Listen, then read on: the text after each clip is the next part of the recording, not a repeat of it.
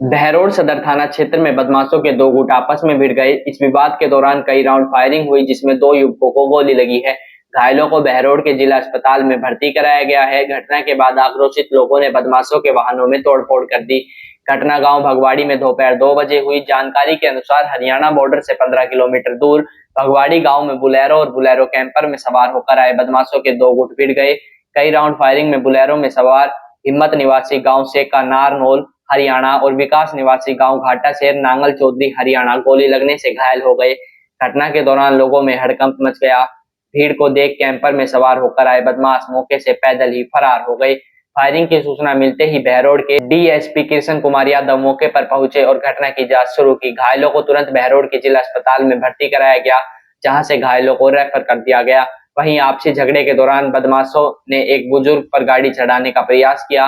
टक्कर से स्थानीय निवासी नित्यानंद यादव गंभीर रूप से घायल हो गया, जिसे बहरोड के जिला अस्पताल में भर्ती कराया गया है। घटना से आक्रोशित लोगों ने बदमाशों के वाहनों में पत्थर और लाठियों से तोड़फोड़ कर दी।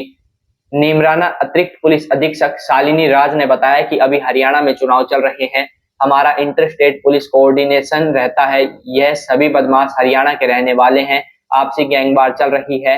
ये पीछा करते हुए भगवाड़ी आए थे, क्योंकि यहाँ से हरियाणा बॉर्डर 1 किलोमीटर दूर है। हमारे यहाँ के बदमाश नहीं है। ऐसे में हरियाणा से जानकारी हासिल की जा रही है।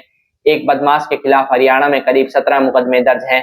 बहरोड या आसपास के लोगों का कोई इन्वॉल्वमेंट नहीं है। एक गाड़ी में 3 व्यक्ति सवार थे, जिनमें 2 को गोली लगी है।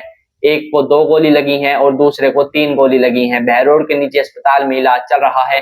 बदमाशों को आइडेंटिफाइड किया जा चुका है, जिनके ठिकानों पर दबिश दी जा रही है। इन बदमाशों के बीच हरियाणा में पहले ही कई आपसी पुरानी रंजिश चल रही हैं। बदमाशों के बीच हुई मुठभेड़ में गांव के एक व्यक्ति को भी सामान्य चोटें आई हैं।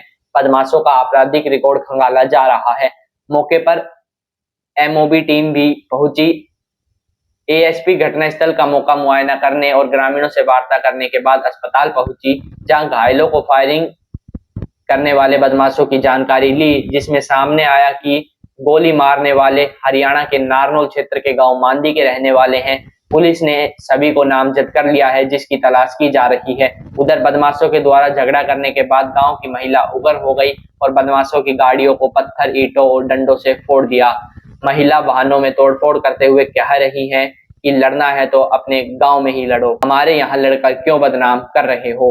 बानपुरा से अच्छा। जैसे ही अपना अपना जो गए रोड से आग ऊपर जैसे हम मतलब चढ़ने वाला ही था, इतनी देर में सामने से कैंपर आए सीधा अपनी वाले में टक्कर मार दिया।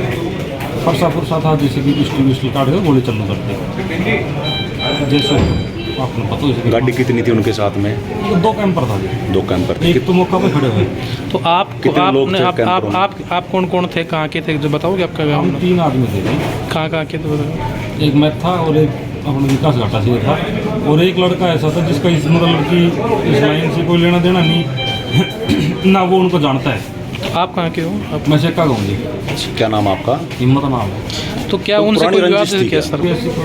आपके साथ में के थे क्या? वो लोग साथ ही रहते थे क्या पहले? पहले 700 किलोमीटर के पड़ा मुझे। आज ये दिन के समय लगभग 2 बजे के भगवाड़ी बस स्टैंड पे सूचना मिली थी कि 2 पक्षों में आपस में फायरिंग की घटना हो गई। इसलिए पुलिस तुरंत मौके पर पहुंची। तब ये सामने आया घटनाक्रम निकल कि 2 गाड़ियों की 10 से 12 बदमाश लोग हरियाणा की तरफ से आए थे, और जो एक बोलेरो में 3 व्यक्ति सवार थे, वो भी हरियाणा की तरफ से आए थे। बेसिकली इनका आपस में पुरानी कोई राइवलरी है, जिसको लेकर ये जो दोनों पिकअप में बदमाश भरकर आए थे, उन्होंने इसकी रैकी की है और इनका यहाँ तक पीछा किया। तो वहाँ से जहाँ ये घटना हुई है, वहाँ से हरियाणा बॉर्डर लगभग 1 किलोमीटर की दूरी पर ही है। तो इनका वैसे हमारे क्षेत्र से दोनों ही पक्षों का कोई लेना देना नहीं, यहाँ की कोई पुरानी रंजिश का मामला है। ये इनका पहले का भी हरियाणा में ही कोई मामले चल रहे हैं। इनका आपराधिक रिकॉर्ड भी है, इसके बारे में भी जानकारी प्राप्त की जाएगी। क्या मकसद क्या था इनका बदमाशों को फायरिंग करना? जैसे कि मैंने बताया कि इनकी आपस की कोई राइवलरी है, किसी बात को लेकर इनकी पुरानी रंजिश चली आ रही है दोनों पक्षों के बीच में। एक तरीके से हम मान सकते हैं कि कोई गैंग टाइप की ही एक उनकी हमारी भूमिका सामने निकल कर गई है इसमें। और तो जो इसमें मजबूर है उनमें से एक को 3 गोलियाँ लगी, एक को 1 गोली लगी। अभी उनका इलाज यहाँ पे चल रहा है। और इसमें ग्रामीणों के ऊपर भी गाड़ियाँ चढ़ाने का प्रयास किया है। एक स्थानीय जो व्यक्ति था वो इस घटना को देखते हुए और बीच बचाव में आया था, तो उसको भी उस घटना के दौरान हमला किया गया। अभी उसको भी हमने इलाज के लिए हम लोग लेके आ गए हैं। सामान्य स्थिति है। कितने राउंडिंग फायरिंग हुई है उसका कुछ पता चला मैम? तो अभी घटनास्थल पर भी मौका निरीक्षण किया गया है और जो मजबूर हैं वो टोटल उस गाड़ी में 3 लोग थे। तो तीसरा व्यक्ति है वो मौके से ही फरार हो गया था अपने बचाव में। 2 मजबूर जो हैं उनको टोटल दोनों को मिला के 4 गोलियाँ लगी। फिर भी और जो भी तीसरा जो व्यक्ति है जो गाड़ी में था उससे भी संपर्क करने की कोशिश की जा रही है और उसका भी जो भी उसका स्टेटमेंट है वो भी लिया जा रहा है। जो बदमाश फायरिंग किए उनको चिन्हित कर लिया या नहीं किया अभी तक? हाँ बिल्कुल, हमने जैसे बताया कि हमारी पुलिस की टीम बिल्कुल मौके पर पहुंच गई थी। मजबूरों को भी हम लोग हॉस्पिटल लेके आए, उनसे लगातार बातचीत भी की जा रही थी, वो होश में भी थे।